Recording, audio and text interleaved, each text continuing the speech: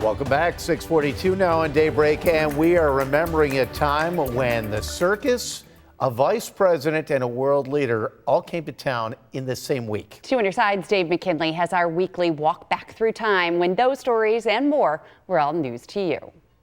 10 years ago this week, when New York State Senator George Borrello was leading the Industrial Development Agency in Chautauqua County, CPR training became mandatory in New York State high schools.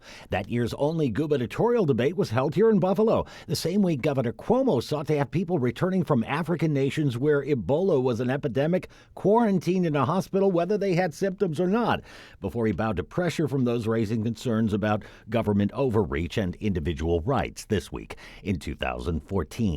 20 years ago this week. On a Monday, I'm waiting.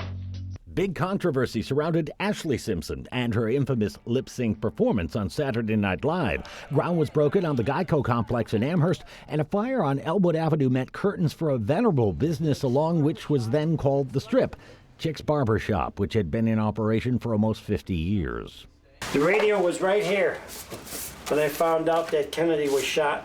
Here is how that corner looks today. Chick, whose name was Augustine Ciccatello, died 9 years after the fire that drove him from this spot this week in 2004. 30 years ago this week, back when they still paraded animals down the street, when the circus came to town, while on crutches, Vice President Al Gore was a Buffalo visitor. He spoke at Hutch Tech, hoping to boost the sagging re-election campaign of Governor Mario Cuomo, talking about the Clinton administration's plan to combat rising crime. Helping the police officers, more prison cells, and a nationwide commitment to fight back. We will lick this problem in the United States of America. We are gonna lick this problem. That same week, Lech Wałęsa, the former electrician at the Gdansk shipyard who formed the Solidarity movement and who by then was president of Poland, was also in town. Wałęsa attended church at St. Stan's, walked around Polonia, and met with local civic leaders to try and drum up investment in Poland. Had you gone to this industrial and commercial park in Sloan 40 years ago this week, things would appear markedly different from the way it looks now.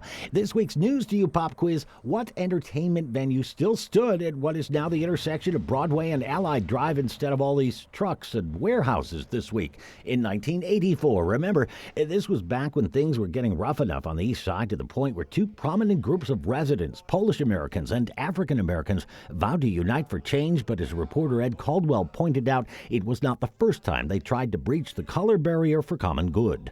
Organizers say a similar effort aimed at bringing the two groups together failed in 1972 because Democratic Party bosses were terrified by the prospects. You might still find many a high school football field with the H-shaped goalposts, and your arm may still be smarting from your brother having spied first the punch bug going down the street back in the days when this was all news to you.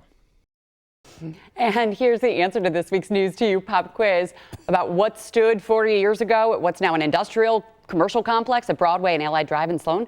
Well, it was the Broadway Drive-In Theater. It opened in 1950, closed in 1987, 3 years after these pictures of it were captured. Yeah, we used to have quite a few